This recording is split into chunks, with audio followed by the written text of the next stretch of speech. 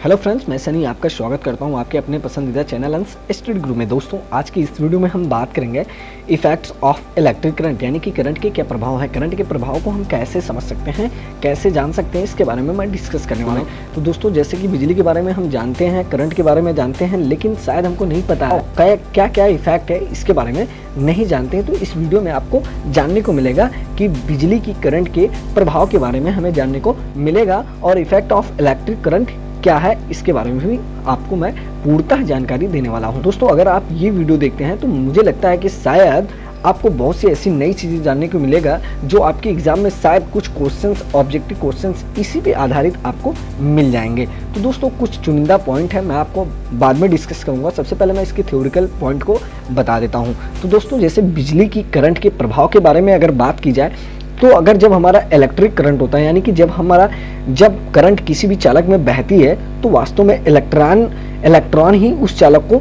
एक ओर से दूसरी ओर ले जाते हैं, यानी कि चलाने का काम करते हैं। क्या होता है, जब करंट किसी भी चालक में चलती है तो वास्तव में इलेक्ट्रॉन ही उस चालक में एक ओर से दूसरी ओर चलते हैं। यद्यपि इलेक्ट्रॉन को देखना संभव नहीं है, हम जैसा जानते हैं कि इलेक्ट्रॉन को देखना संभव नहीं है, फिर भी हम विद्युत के बारे में पर्याप्त वैज्ञानिकों ने बताया है, जैसे जानकारी हमें मिली हुई है, इससे उत्पन्न होने वाले प्रभाव के बारे में अध्ययन करके प्राप्त की गई है। प्रभाव के बारे में बात की जाए तो करंट के निम्न 5 प्रभाव होते हैं।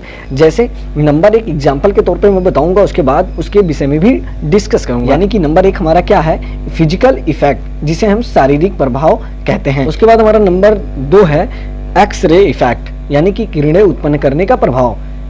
इसके बारे में हम पूर्णतः जानकारी आपको देंगे, यानी कि पूरा संपूर्ण जानकारी देंगे, क्योंकि दोस्तों ये वीडियो में आपको पूरा डाउट क्लियर हो जाएगा, क्योंकि बहुत से ऐसे ऑब्जेक्टिव क्वेश्चन इसी के माध्यम से बनाए जाते हैं।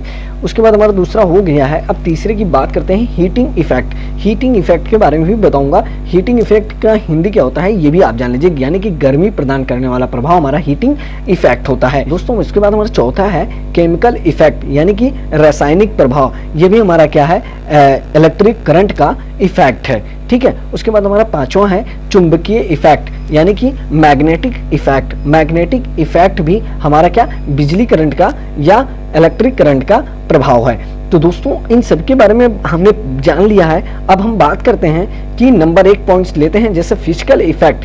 फिजिकल इफेक्ट के बारे में अगर बात की जाए तो फिजिकल इफेक्ट कैसे हमें पता चलता है, हम कैसे जानते हैं कि इसमें करंट है कि नहीं है। लेकिन आप ध्यान दीजिएगा, जीवित शरीर में जब बिजली गुजरने पर, यानी कि जब बिजली किसी जीवित इंसान को जब टच करती है या लगती है या मारती है तो अतड़ियाँ और नसें आदि सिकुड़ जाती हैं और शरीर को झटका का अनुभव होता है। क्यों? क्योंकि शरीर बिजली का अच्छा चालक है, इसलिए ऐसा होता है। यदि बिजली की वोल्टेज जो है वो अधिक शक्तिशाली है तो मनुष्य और या कोई और भी जीव है तो वो मर सकता है। इसीलिए बिजली के नंगे तारों को कंडक्टर कैरिंग करंट, यानी कि पृथ्वी पर खड़े होकर नंगे हाथों से कभी नहीं छूना चाहिए। इससे क्या होता है कि थोड़ी वोल्टेज की जो बिजली के झटके लेने से शरीर के कई रोग दूर हो जाते हैं, जिसका उपयोग अस्पतालों में किया जाता है।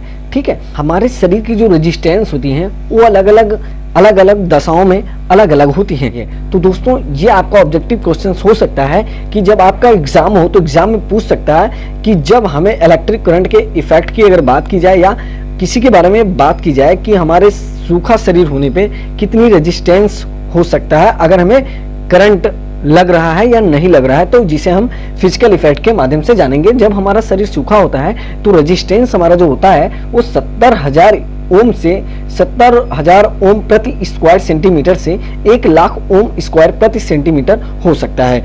अगर शरीर वही गीला हो, अगर शरीर हमारा भीगा हुआ है तो रेजिस्टेंस कितना होगा, अगर हमारा शरीर भीगा हो तो हमारा 700 ओम प्रति स्क्वायर सेंटीमीटर से 1,000 ओम प्रति स्क्वायर सेंटीमीटर तक हो सकती है। लेकिन अगर शरीर का रेजिस्टेंस 50,000 ओम सूखी हालत में तथा 1,000 ओम गीले अवस्था में हो तब क्या होगा, यानी कि अगर हमारा शरीर जो है वो 50,000 ओम रेजिस्टेंस सूखी हालत में है तथा 1,000 गीली अवस्था में है तो अधिक वोल्टेज, यानी कि जो हमारा 200 मिली एम्पियर से अधिक करंट चलाती है, शरीर को, हमारी बाहरी चमड़ी को जला देगी, यानी कि हमारा शरीर पूरी तरह से जल सकता है। ये इसका कहने का मतलब ये है। दोस्तों, अब हम दूसरे पॉइंट की बात करते हैं, x-ray effect. X-ray effect means किरणें उत्पन्न करने वाले प्रभाव। अब किरणें उत्पन्न करने वाले प्रभाव, ये इसके बारे में भी जानना बहुत ही जरूरी है। यदि अधिक बल तथा अधिक फ्रीक्वेंसी की बिजली वायु में किसी नली के माध्यम से गुजारा जाए तो उसमें एक विशेष प्रकार की किरणें उत्पन्न होती है। ऐसी किरणों को हम क्या कहते हैं? एक्सरे किरणें कहते हैं। इन किरणों की सहायता से शरीर के भीतरी अंगों को किरणें एक्सरे कहते हैं। ठीक है, एक्सरे कहते हैं। जैसे आप एक्सरा करवाते हैं, उसके आपके जो भी अंदर के जो पार्ट्स होते हैं उसके बारे में आपको देखने को मिलता है, आपकी हड्डियों को गिनने को मिलता है। तो वही हमारा क्या, इन किरणों की सहायता से शरीर की भीतरी अंगों को फोटो उतारा जाता है, जिसे डॉक्टर उपचार के लिए अपने आप में सिद्ध करता है या दिखाने का कोशिश करता है। जब आपका फ्रैक्चर हो जाता है, मान लीजिए आपका पैर फ्रैक्चर हो गया, तो आप किसी जाते हैं डॉक्टर के यहाँ, तो डॉक्टर एक्सरा करने के लिए बोलता है, एक्सरे करने के लिए बोलता है कि आप एक्सरा करवा के लाइए कि आपकी कौन सी हड्डी इधर से उधर हुई है, उसे देखता है, उसके बाद वो प्लास्टर वगैरह लगाता है। तो मेरा कहने का मतलब ये है कि एक्सरे इफेक्ट जो है वो हमारा क्या है, किरणें उत्पन्न करने का प्रभाव, ऐसे हमारा एक्सरे का पता चलता है। ठीक है, उसके बाद हमारा तीसरा पॉइंट आता है heating effect. Heating effect means गर्मी प्रदान करने वाला प्रभाव। जिस चालक में करंट गुजारी जाती है, यानी कि जिस चालक में करंट गुजरती है उसमें गर्मी पैदा हो जाती है और चालक को गर्म कर देती है। यदि चालक की रेजिस्टेंस बहुत हो तो वह गर्म होकर किसी हद तक चमकने लगता है। जैसे लैंप हो, हीटर हो गया, या बिजली के प्रेसों में देख लो, या तारों को पिघलने पर, या सोल्डरिंग आयरन आदि इस प्रभाव को काम में लाया जा सकता है। जैसे कहने का मतलब ये है, अगर मान लेते 240 वोल्ट हम दे रहे हैं किसी हीटर में और उसमें वोल्टेज दे रहे हैं, तो हमारे ये क्या होगा, हमारे जो हीटर है जितना वोल्टेज पाएगा उतना ही तो गर्म होगा।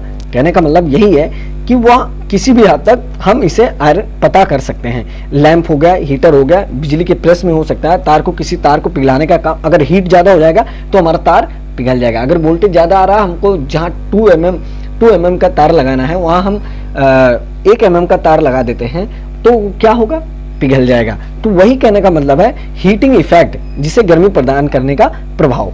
ठीक है दोस्तों, कुछ मैं आपको और एग्जाम्पल के माध्यम से समझाना चाहूंगा और बताना चाहूंगा, जैसे आइए चलिए उसको भी देख लेते हैं। दोस्तों इसमें 2-3 कंडीशन दी गई है, जैसा कि आप देख रहे हैं। इसमें क्या लिखा है इसको भी पढ़ के आपको बता देता हूं। शरीर की स्थिति और रेजिस्टेंस, शरीर की कुल रेजिस्टेंस और करंट कितना हो, प्रभाव कितना हो, तो प्रभाव क्या होगा उसके बारे में यहाँ दिया गया है।